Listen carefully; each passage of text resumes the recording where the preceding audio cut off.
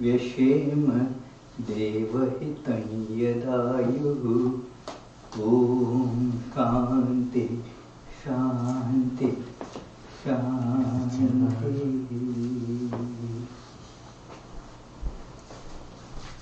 Let us now pray together. We offer our salutations to the all-loving being who endows all beings with consciousness.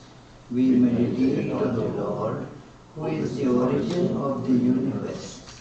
Lord, thou abidest in all, thou art all, thou assumest all forms. Thou art the origin and good of all. Thou art the self of all. Thou art existence, knowledge and bliss. Salutations and believe. May the world be peaceful. May the wicked become gentle.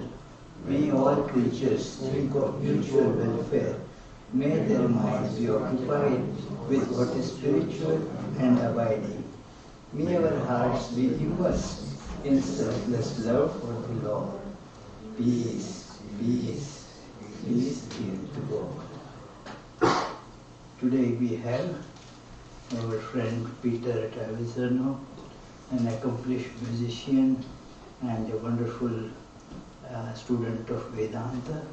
So he will sing a song composed by Swami Vivekananda.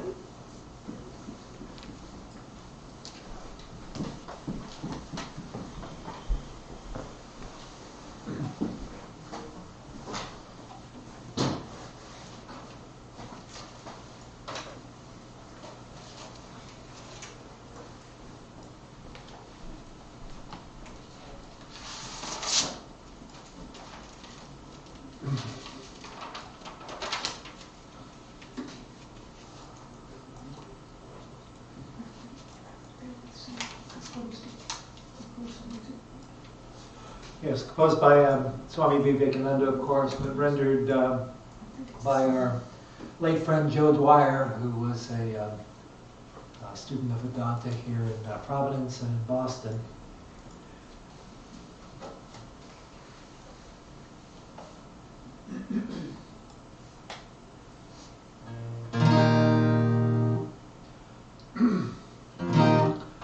Friend, let me speak my heart to thee. One truth I've found so free, dreadful lost the place. Only one blow, there's a cross. Love, love, that is the only view. Friend, let me speak my heart to thee. One truth I've found so free, where can the slave find escape? Love, love, that is the only view.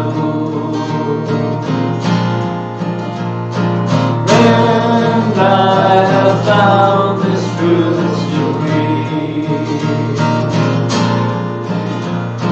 one lesson I've learned in life,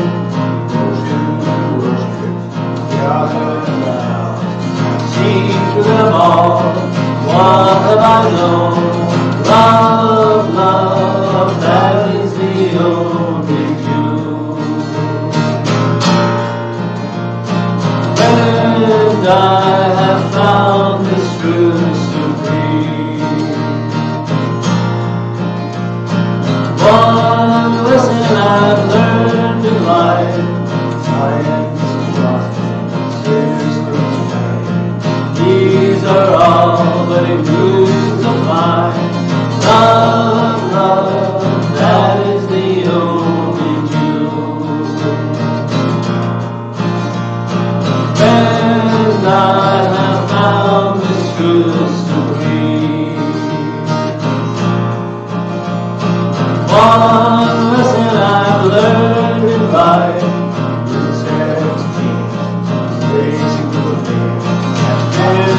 trials across yourself.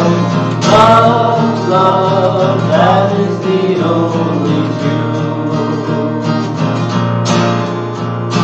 Heir to the infinite thou art. My heart is the sea of love, over your heart, over your misery, that you must share, that you must know. Love, love, that is the only cure. Heir to the infinite thou art. My heart is the sea of love, given away, don't ask in return. Love, love, that is the only cure. Heir to the infinite thou art. My heart is the sea of love, mine is dark, mine is dark, everywhere. Sing God, love, love, that is the only cure. Heir to the infinite thou art. My heart is the sea of love, loves all things without distinction. He is true, his words have been God. Love, love, that is the only cure. Love, love, that is the only cure.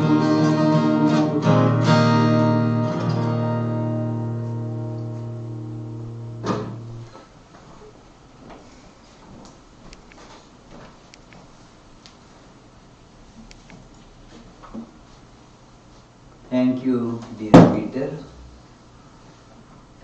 This is a very important poem by Swami Vivekananda, because actually it is originally in Bengali, Shokhar Prati. And this, when it was published first, it became, so dear to many. Young people wanted to dedicate their life in the service of humanity. They were tremendously impressed by this and started what we now call in Varanasi, the Ramakrishna Mission Home of Service. This song was the inspiration for that. So that love, love, that's the only jewel. Today's topic also has a deep connection with that, in the sense that Holy Company is really actually getting that infinite love in our hearts. Today we have an expert. Sometimes we get experts to give talks here. Teresa Guerra is a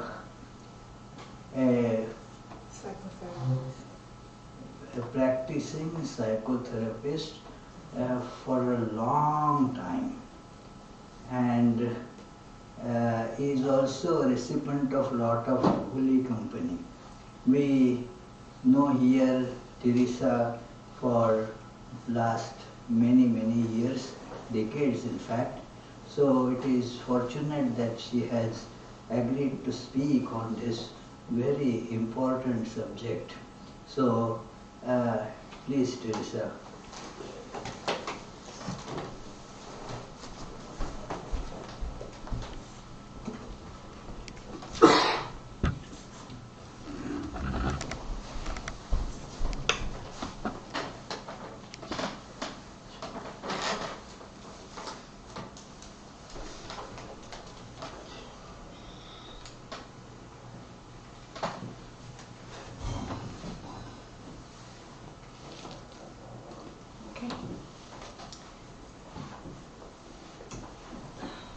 as you see the title, Neurology of Holy Company. It's not on. It's not? It's green. It's Is it on? The green. green light's on? Green. Yeah, it's I'll on. take it.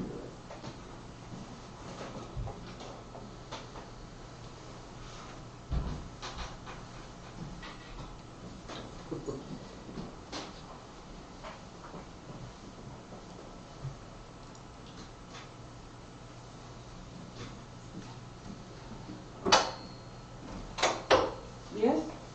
Good. Yes? You can hear me? Yeah. Okay. Okay, so the topic for discussion today is neuropsychology of Holy Company. During this presentation, I will often be alluding to the key player cells in our brain, which are neurons, the neurons. Let's first watch this video showing the cells fighting. Fighting is the term used to denote the process of the neurons communicating between themselves through electrical impulses and neurotransmitters. Don't worry, this is not going to be a class in neurology. I'm just going to give that intro because I'm going to be referring often, I'm going to be using the term fighting of neurons, so you know what that means. So, Teresa will present. It's just 20 seconds.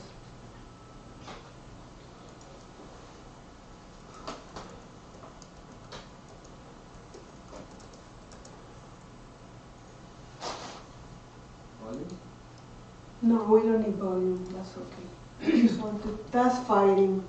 The neurons are fighting there. I just wanted you to have an idea when I They said are that. not making any noise by fighting.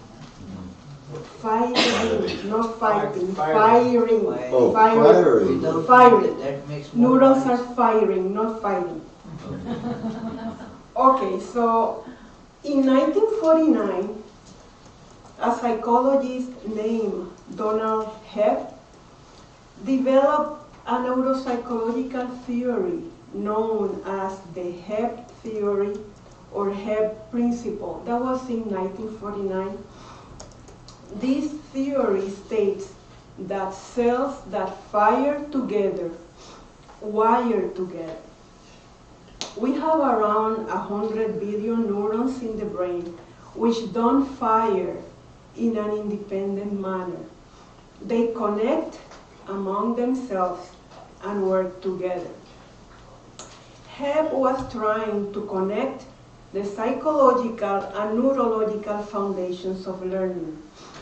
When our brains learn something new, neurons are activated and connected, repeatedly firing together, like you saw, making their connection stronger and then forming systems of cells or neural nets. In other words, as we practice something repeatedly, the nerve cells involved in the task that we are learning will establish a long-term relationship. For instance, let's say I'm learning how to do the dishes. At first, I would have difficulties organizing myself, holding the plate, using the sponge, but with practice, I will learn to coordinate grabbing the sponge, getting the soap, and holding the plate. The thought and feelings of I know how to do the dishes or not, I like it, or I don't like to do dishes, would be associated with the different parts of the task of doing the dishes. The more I practice doing the dishes, the more the whole process strengthens and becomes automatic. Those neurons fighting together during the different steps of the task to do the dishes will wire together. This is more than just learning a motor skill. We would have memories, emotions, ideas included in this process. we would know what doing dishes entails and will remember it with feelings associated with it. It will become part of our experience.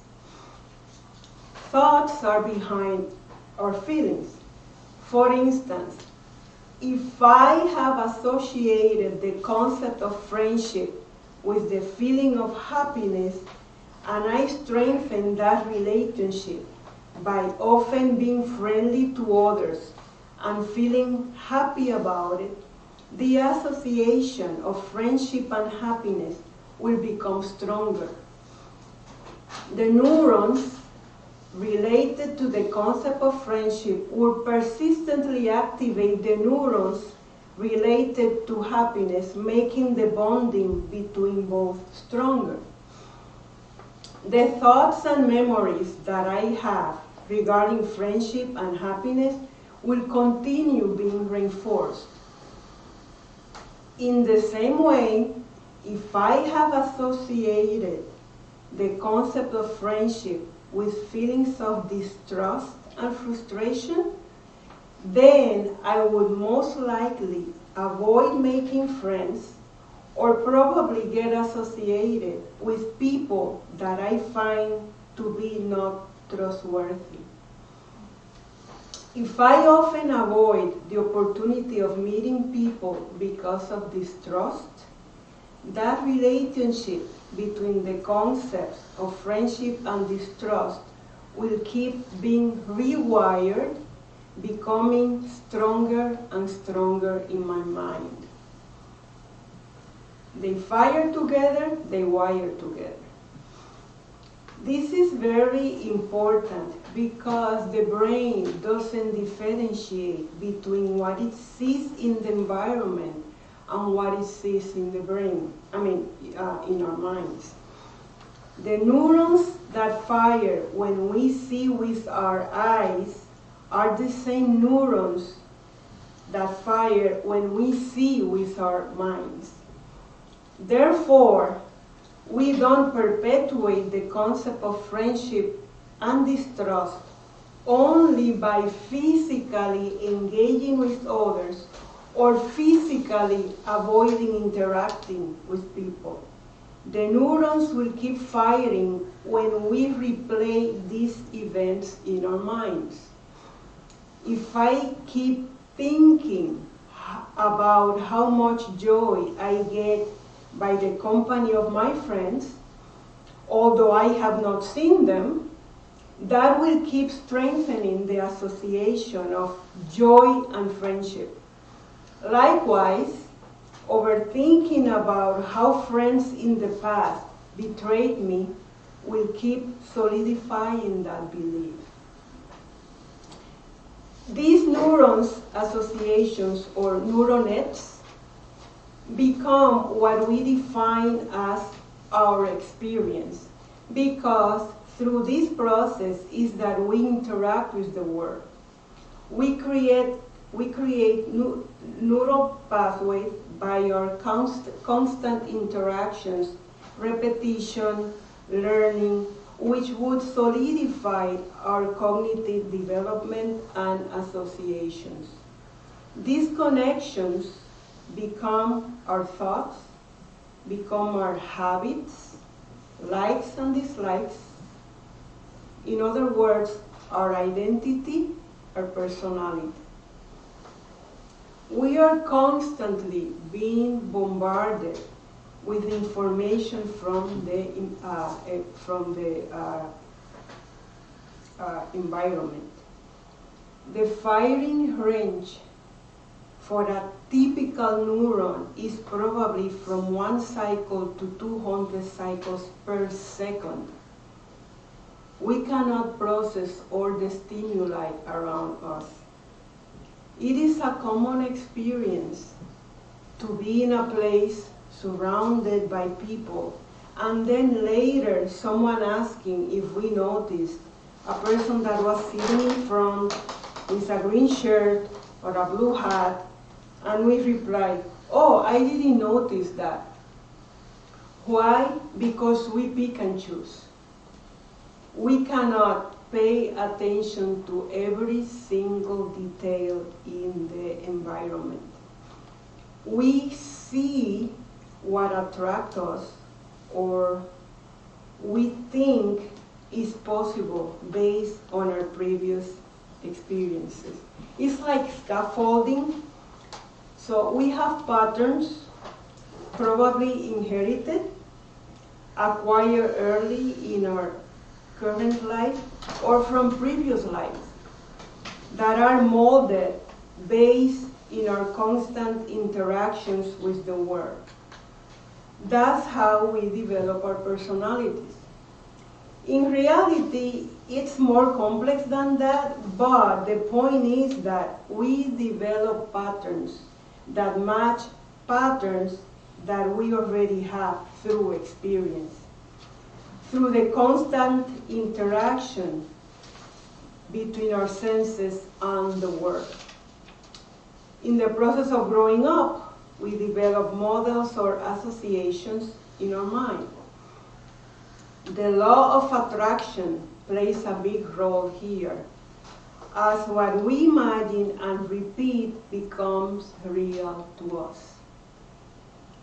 The information that we get from outside will reinforce or modify the model we have. For instance, a friend told me the story of an elderly person he met several years ago. This elderly person grew up in a very rural area and had no access to TV.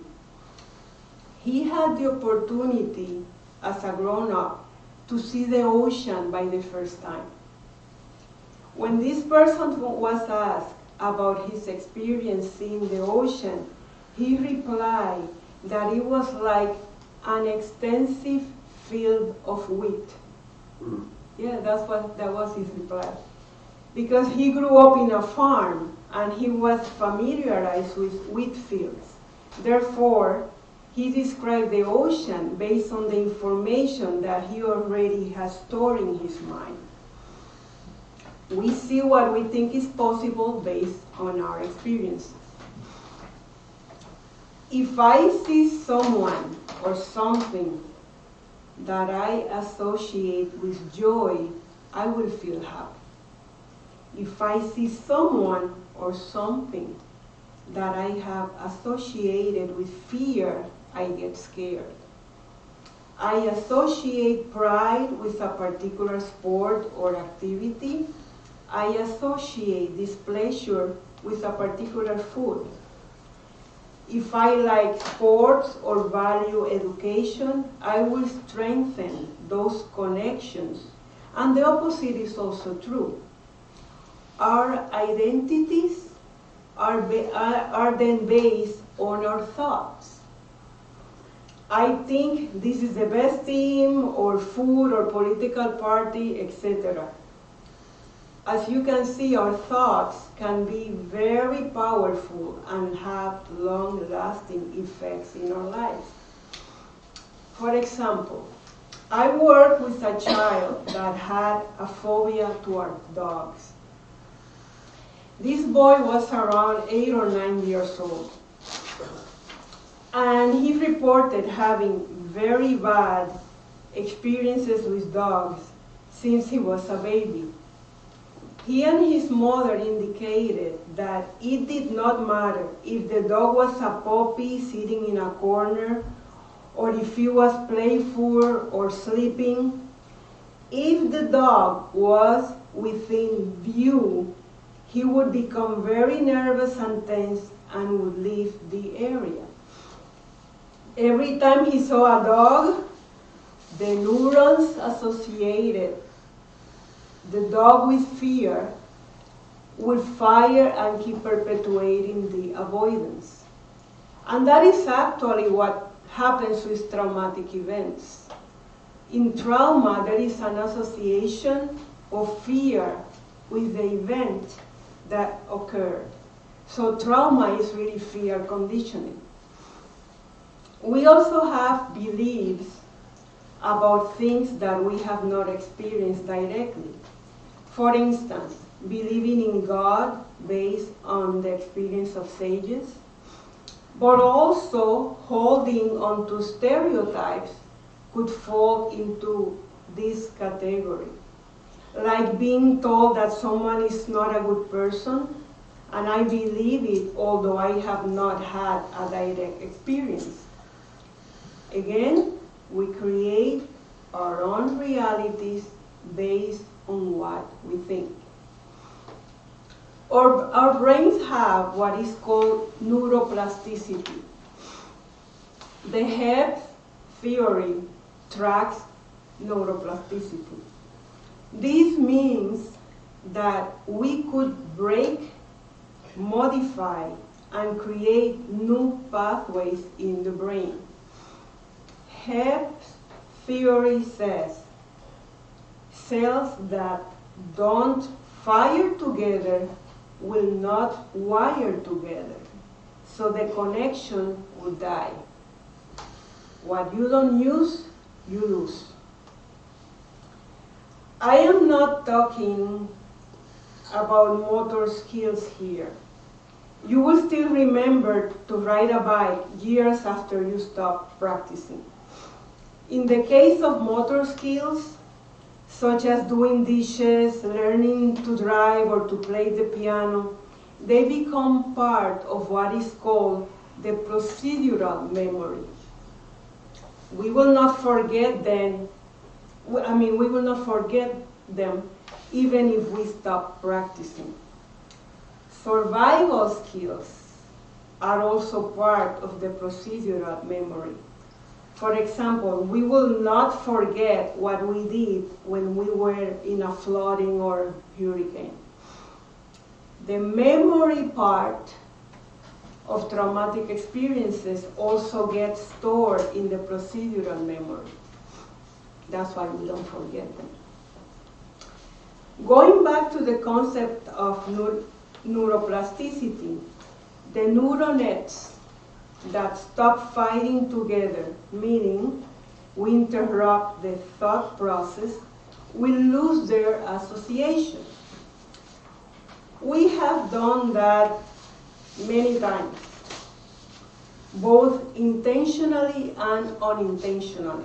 For instance, when I was a girl, I enjoyed playing with dolls very much. But as I grew older, that association of playing dolls with the concept of pleasure was not reinforced as I stopped playing with dolls. In the same way, if we don't reinforce some concepts or thoughts, they will lose their power. And if we wire to new concepts, we will start seeing changes and making new choices. In his book, The Mind and Its Control, Swami Bhuttananda discusses the disciplines of Yama and Niyama.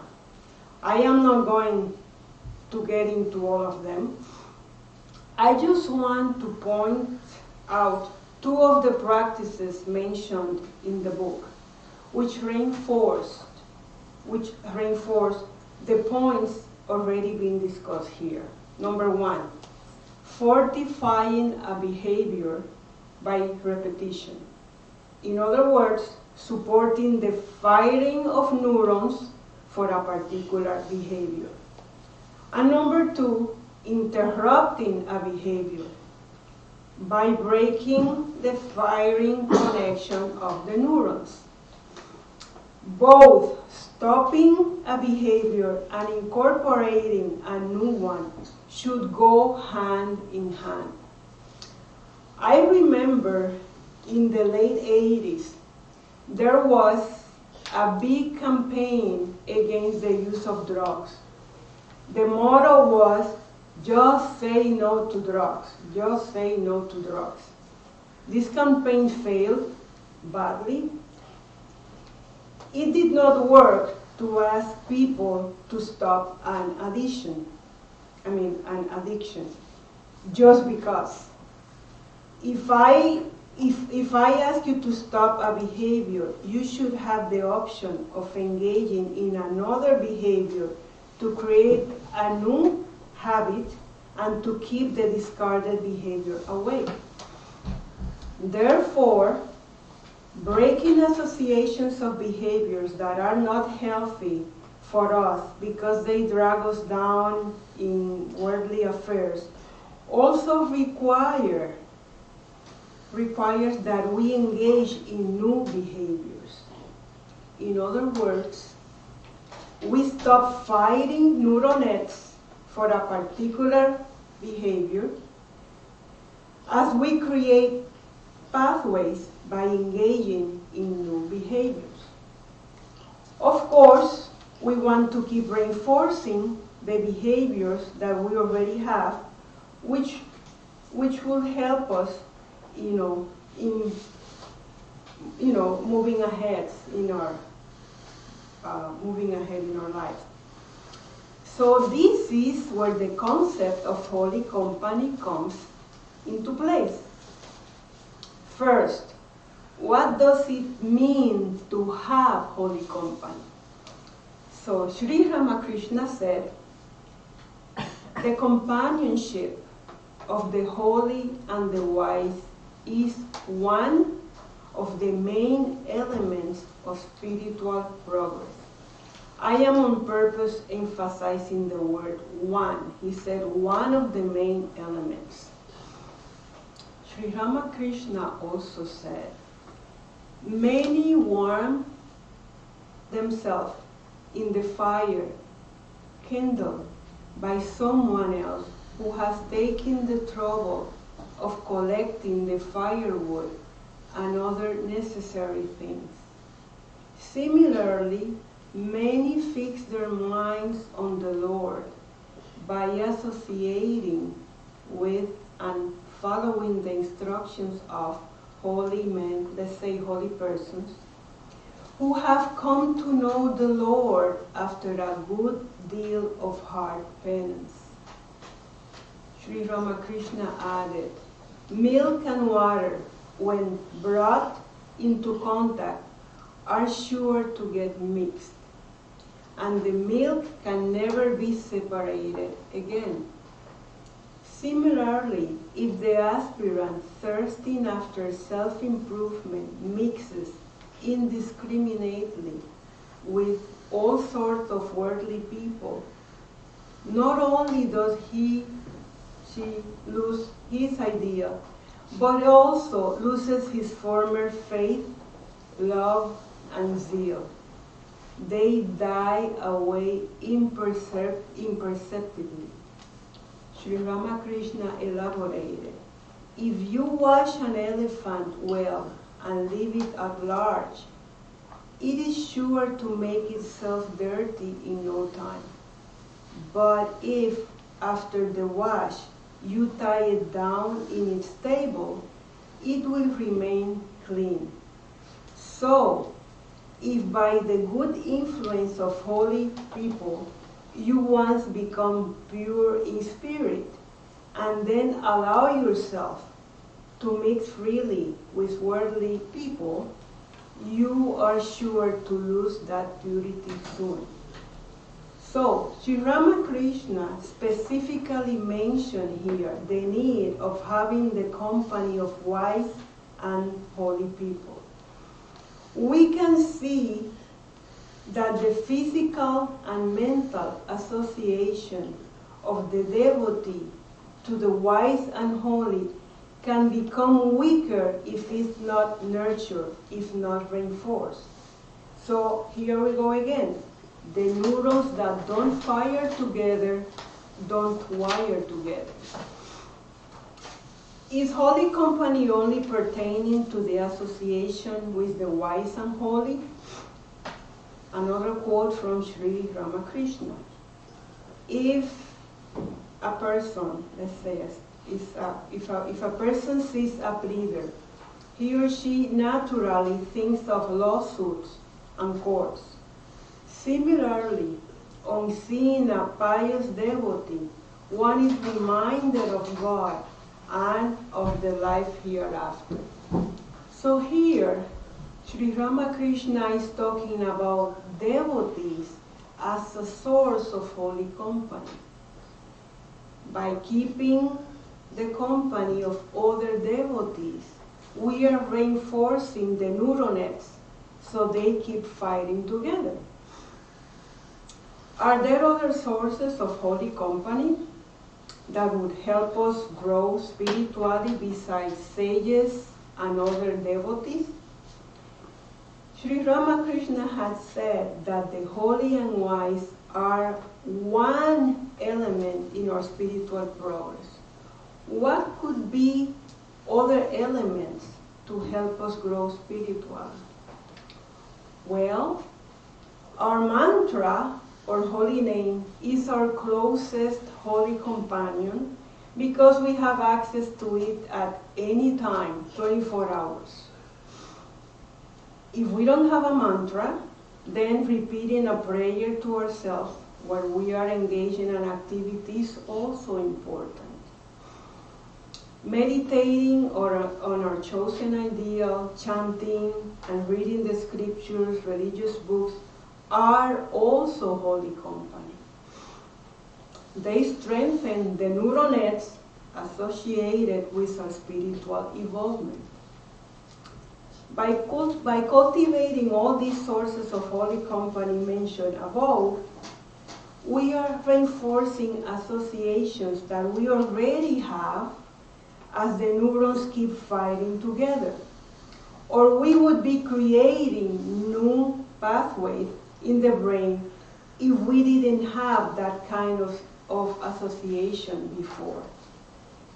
Now, how can we continue nurturing holy company or create new pathways in the brain to start associating with holy resources? Well, we need determination. I had in therapy a 10-year-old girl who was very energetic and easily distracted. School staff complained about her impulsivity and high distractibility, interfering with her academics and social interactions, although she was very sweet and very, very smart. As we were working on developing strategies or coping skills, I suggested to her, among other things, to continue practicing yoga, which she had done in the past. And also I told her to take 5 slow, deep breaths in the morning after waking up, and doing the same at night before going to bed. I asked her one day how she was doing with the yoga and the breathing exercises. So she acknowledged that she was not doing them. She said, "It's too hard. I don't want to do it." I replied with a question.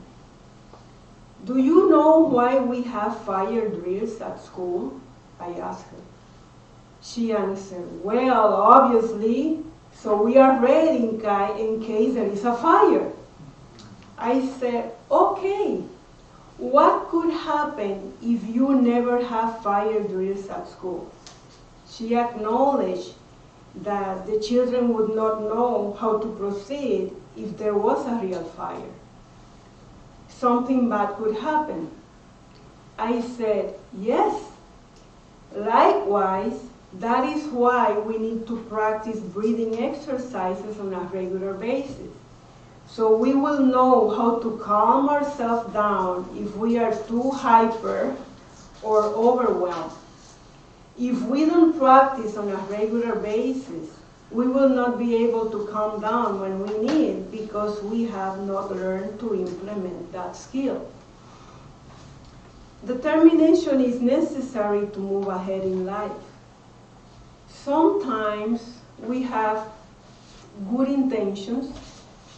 We make resolutions, especially in January, for big changes in our lives. We wake up in a positive mood. "I am going to conquer the world today. I decided to go to the gym 5 times a week." But eventually, our old patterns come back. We try to have a positive attitude, but it doesn't last. And what happens is that our good intentions are the tip of the iceberg, but under the sea level, there is this big portion of the iceberg filled with doubts, anger, negative thinking, fear. Holy company doesn't mean that our problems, traumas, or strong associations with worldly objects will disappear overnight. Well, miracles happen, for sure, but we must keep in perspective that there are situations that could require additional professional work on our part. If our lower self, and this is very important, if our lower self is wounded, we must take care of it by making an effort to heal it. For instance, it will be very difficult, if not impossible, to meditate if we feel very anxious or very depressed. But then an alternative is to work. The worst harm we can do to ourselves is idle time. That is the worst. Especially if we are very depressed or very anxious. Engaging in work or volunteering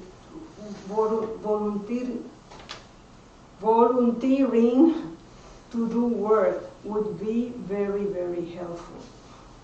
I am not referring here to karma yoga. Actually, if we can work offering the fruits to God, that's even better. But if not, just to do work, to keep our minds busy, is very important. And then eventually, we can get into doing japa or meditation. Let me read here a brief passage from Dale Carnegie, How to Stop Worrying and Start Living.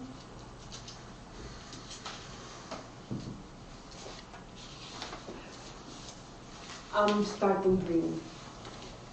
Mrs. Yates is a writer of novels, but none of her mystery stories is half so interesting as the true story of what happened to her that fateful morning when the Japanese struck our fleet at Pearl Harbor. Miss Yates had been an invalid for more than a year, a bad heart. She spent 22 out of every 24 hours in bed. The longest journey that she undertook was a walk into the garden to take a sun bath. Even then, she had to lean on the maid's arm as she walked. She herself told me that in those days she expected to be an invalid for the balance of her life. I would never have really lived again, she told me, if the Japs had not struck Pearl Harbor and jarred me out of my complacency. When this happened, Miss Yates said, as she told her story, everything was chaos and confusion. One bomb struck so near my home, the concussion threw me out of bed. Army trucks rushed out to Hickam Field, Scott Field Barracks, and Kaneohe Bay Air Station to bring Army and Navy wives and children to the public schools. There, the Red Cross telephoned those who had extra rooms to take them in. The Red Cross workers knew that I had a telephone beside my bed. So they asked me to be a clearinghouse of information, so I kept track of where Army and Navy wives and children were being housed. and all Navy and Army men were instructed by the Red Cross to telephone me to find out where their families were. I soon discovered that my husband, Commander Robert Rayleigh Yates, was safe. I tried to cheer up the wives who did not know whether their husband had been killed. And I tried to give consolation to the widows whose husband had been killed, and they were many. 2,117 officers and enlisted men in the Navy and Marine Corps were killed, and 960 were reported missing. At first, I answered these phone calls while lying in bed. Then I answered them sitting up in bed. Finally, I got so busy, so excited that I forgot all about my weakness and got out of bed and sat by a table. By helping others who were much worse off than I was, I forgot all about myself. And I have never gone back to bed again except for my regular 8 hours of sleep each night. I realize now that if the Japs had not struck at Pearl Harbor, I would probably have remained a semi-invalid all my life. I was comfortable in bed. I was constantly waited on. And I now realize that I was unconsciously losing my will to rehabilitate myself. The attack on Pearl Harbor was one of the greatest tragedies in American history. But as far as I was concerned, it was one of the best things that ever happened to me. That terrible crisis gave me strength that I never dreamed I possessed. It took my attention off myself and focused it on others. It gave me something big and vital and important to live for. I no longer had time to think about myself or care about myself. Close quote. It was very, very nice. So we must also be aware that our minds are very complex. There are so many behaviors that we engage in which don't seem to have a clear or even hypothetical reason to occur. There could be problems or conditions in our lives that probably have a strong root in previous lives, or that happened when we were very young and we don't remember. There is so much that we don't know about our minds. What else can we do to pursue the good intentions that are on the tip of the iceberg? We have to pick under the sea level where the bigger part of the iceberg is. Picking and reflecting on our behavior is imperative. Our senses are like open windows where we allow inputs from the environment to get in. Reflecting on the visual, auditory, tactile, olfactory, and gustatory inputs we allow in, and the effect it has on our well-being would help us discern which inputs we should keep away and which one should be reinforced. For instance, if some conversations I engage in create disturbance in my mind, then I have the choice to allow it or not.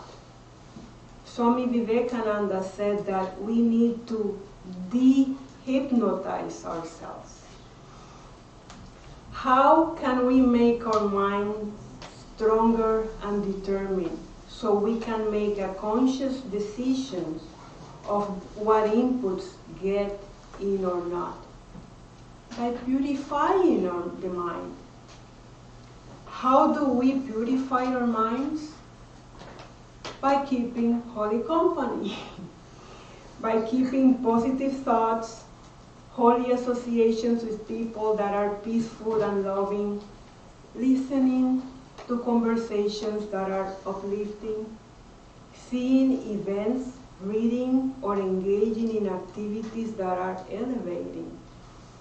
Remember, we want to cultivate behaviors that will improve our lives by creating or perpetuating some neural pathway.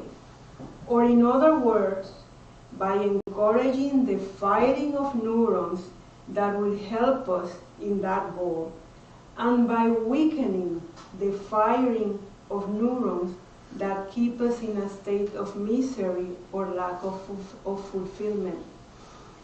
In order to benefit from holy company, we must be open to receive those benefits. Sri Ramakrishna, Holy Mother, Lord Jesus, Lord Buddha, and many other saints and sages have been surrounded by people that did not imbibe their teachings. For instance, a man kicked and physically hurt Sri Ramakrishna. Radu was abusive to Holy Mother, and Jesus was betrayed by one of his disciples.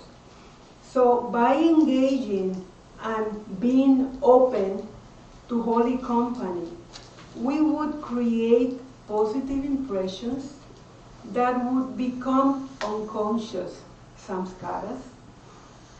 The goal is to make the unconscious conscious with positive impressions. It is a cycle where positive impressions would generate behavior that would continue creating more positive impressions. That's the law of attraction. So let's pray that the association of holy company will help us accomplish our potential in this life. Jai Ma. So let's... Any questions? Well, let me say first, let's meditate for a few seconds, and then if you have any questions, you can ask.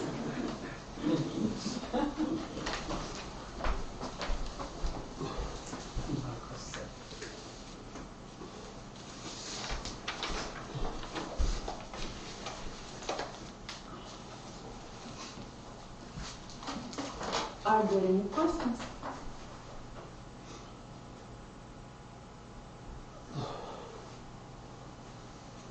Everything was clear, okay.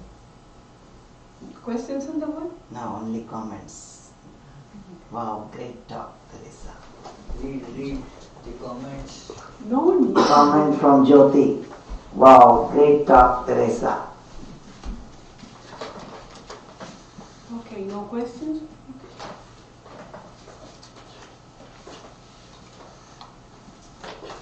Thank you.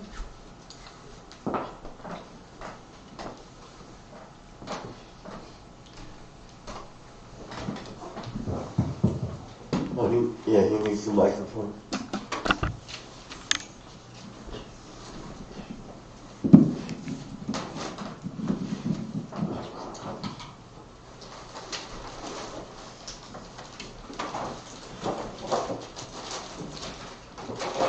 Thank you, dear Teresa, for explaining this somewhat difficult subject of how we get our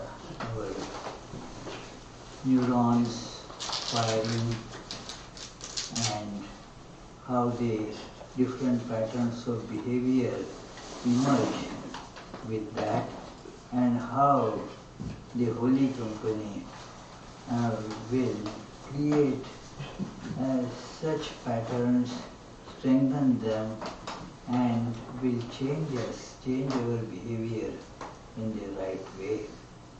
So, let me find the upcoming programs. The December 11, the topic for the discussion, that is next Sunday, Holy Mother and Swami Vivekananda. There will be Tuesday, Friday classes as usual at 7:30 p.m. On Tuesdays the topic is Gospel of Sri Ramakrishna, and on Fridays it is Srimad Bhagavatam. There are regular meditations and prayer meetings morning and evening. You are all welcome to join these as well. And there is a day-long spiritual retreat coming up on Saturday, December 10th, from 10 a.m. to 5 p.m. The topic of that retreat is a direct experience. It is based on a very small treatise of Shankaracharya, Aparokshanubhuti. So, you are welcome to join that, but you have to register for that. So now, I will have the closing prayers, and then there will be the regular our Arati. Please join in that. After that, you are all requested to join the soup supper that will be in the basement.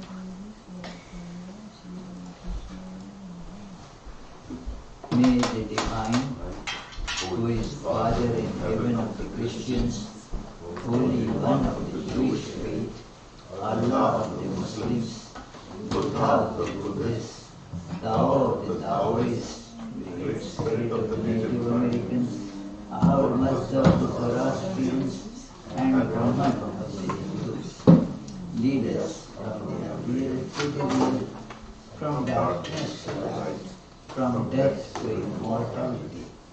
May the all-loving being manifest himself unto us and grant us abiding understanding and all human beings harmony.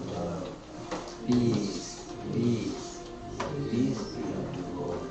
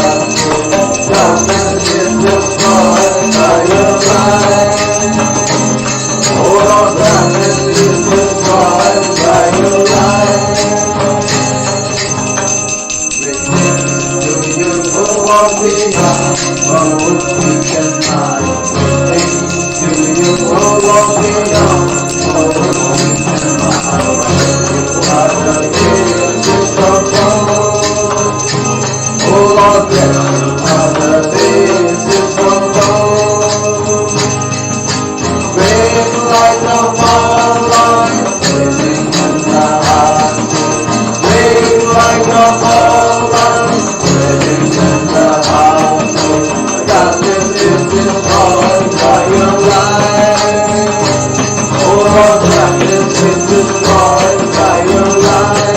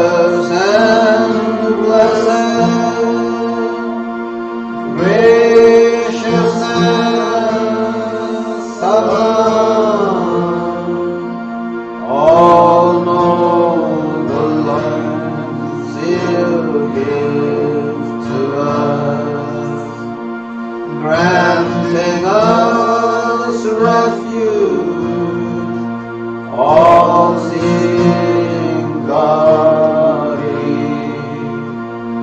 O Mother Divine.